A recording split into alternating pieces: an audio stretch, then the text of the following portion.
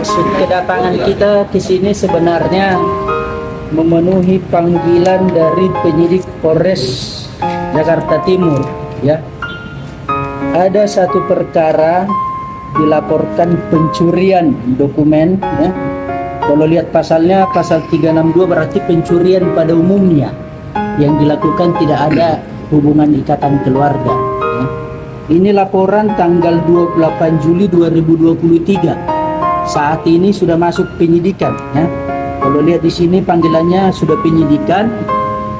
Agak miris kita melihat memang ada apa dengan Polres Jakarta Timur ini. Karena apa? Laporan ibu ini janda. Ini anaknya dari umur berapa? Dari 12 tahun sudah pisah dengan bapaknya, dibesarkan oleh ibunya. Ibu ini melaporkan bahwa bapaknya dia menggunakan dokumen palsu dalam gugatan harta gono gini, sehingga ibu ini tidak mendapatkan harta gono gini sewajarnya atau sesuai dengan apa yang menjadi haknya. Itu sudah kita laporkan dari 2020, baru naik sidik. Itu sama awal 2023, ya. Awal 2023 baru naik sidik. Karena apa? Menurut kita penyidik Polres Jakarta Timur seolah-olah tidak mau bekerja. Karena apa? Bukti permulaan kami sudah serahkan bahwa yang diduga palsu adalah surat perjanjian ada 4. Kemudian ada surat pernyataan dari orang yang tanda tangan surat perjanjian itu mengatakan bahwa surat perjanjian itu direkayasa. Fotokopi surat pernyataan itu adalah fotokopi surat pernyataan yang di-watermarking oleh notaris. Tapi notarisnya pun saya nggak tahu seperti apa. Bahkan penyidiknya pernah mengatakan, dari MPD mengatakan bahwa benar dokumen itu pernah di-watermarking. Artinya kalau dokumen itu pernah di-watermarking, apa yang dinyatakan di dalam itu benar adanya. Bahwa surat perjanjian yang 4 tadi adalah rekayasa atau palsu. Tapi malah penyidik nih melalui Wakasat menyurati kita meminta asli dari surat pernyataan itu. Yang sudah pasti kita nggak punya. Karena yang punya pelakunya.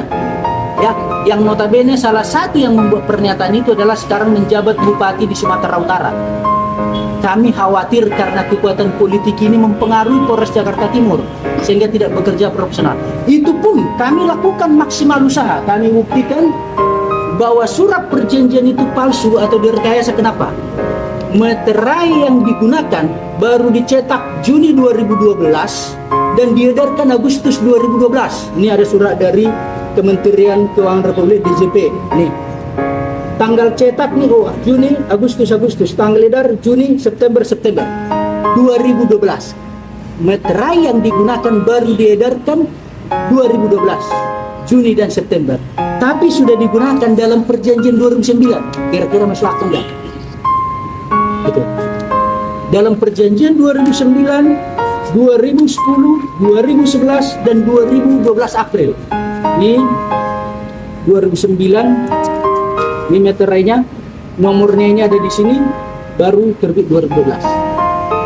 Dengan surat ini, per tanggal berapa nih? Awal tahun naiklah penyidikan karena surat ini. Tapi dari awal tahun sampai sekarang kami nggak tahu perkembangannya nih sampai di mana. Siapa pelakunya? Kalau kami bilang sudah pasti bapaknya dia. Karena sekarang dilaporkan nih, saya nggak tahu yang dilaporkan apakah mantan istrinya atau anaknya. Kenapa kami dilaporkan? Yang dilaporkan adalah pencurian dokumen surat perjanjian ini. Nah, berarti kan sekarang dia udah mengakui nih, ada dia di sini dengan membuat laporan itu. Berarti kalau sudah naik sidik laporan kami pemalsuan itu, harusnya pelakunya sudah diketahui. Karena penyidikan itu tujuannya adalah untuk memperjelas, menemukan alat bukti untuk menentukan tersangkanya. Ini sekarang sudah jelas. Tapi ini bapaknya aman-aman saja. Karena apa? Bayangan kita ini karena bapaknya sudah sesumber selalu ngomong ke dia, itu nggak bisa diapa-apain, nunjukin foto dia dengan petinggi Polri. Ada yang bintang, ada yang kombes, ada ini. Jadi mungkin bapaknya memang punya kekuatan di polisi, mempengaruhi polisi. Sehingga laporan kami ini mandek di mana-mana. Laporan kami di Propam pun mandek. Itu. Jadi memang kami berharap ini no viral no justice. Mudah-mudahan ini bisa viral sampai kepada Kapolri. Mudah-mudahan Kapolda juga punya hati nurani melihat seorang janda yang membesarkan anaknya dari SD.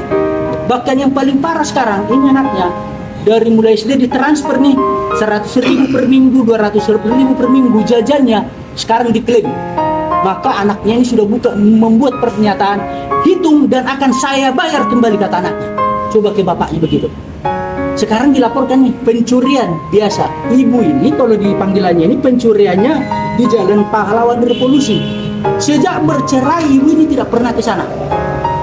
Dokumen ini didapatkan di rumah yang mereka tempati sekarang karena dulu mereka tinggal bersama di sana. Dia ini waktu umur kelas berapa? SMP. Pada saat SMP menemukan dokumen ini. Sekarang di rumah yang mereka tempati dulu bersama-sama bapaknya.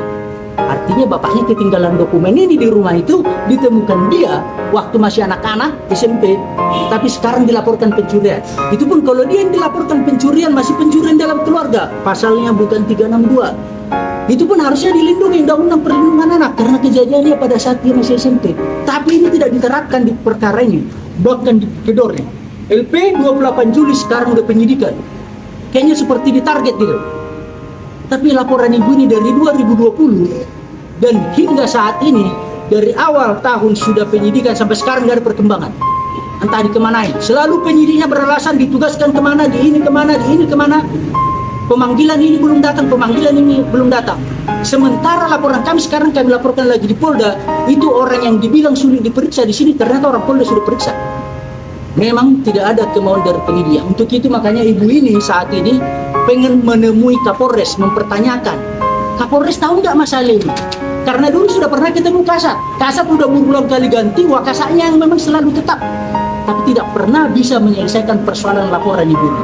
Itu yang memang ya ingin ditanyakan ibu ini, kenapa laporan dia dari 2020 sampai sekarang nggak jelas, sementara laporan bapaknya yang Juli 2023 udah penyidikan sekarang. Dan yang dilaporkan apakah ibunya atau anaknya? Seorang bapak melaporkan anaknya yang dia sudah tinggalkan sejak anaknya berumur 12 tahun ya. Sejak berumur 12 tahun ditinggalkan.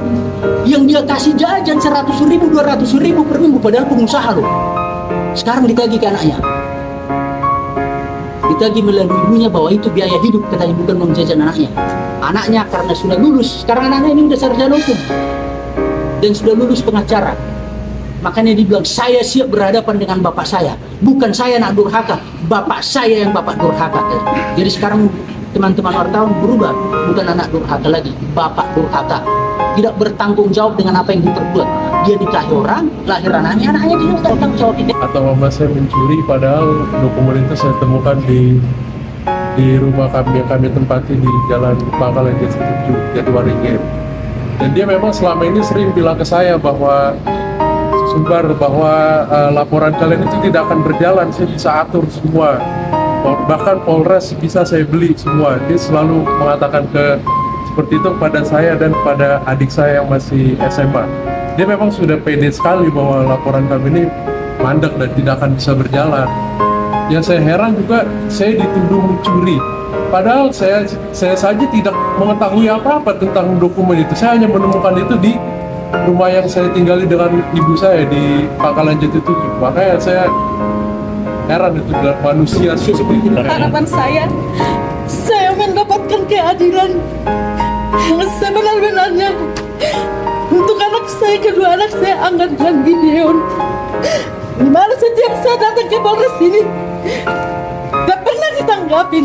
Bahkan Wakasat Pak Jumain pernah berjanji untuk memanggil Franz Bernard dan menanyakan ke saya berapa jam perjalanan dari Medan ke Papak Barat. Saya kasih tahu, dan saya pun Bu merasa nanti akan saya bantu, katanya gitu. Tapi sampai saat ini kami kalau WhatsApp, kami telepon tidak pernah dijawab.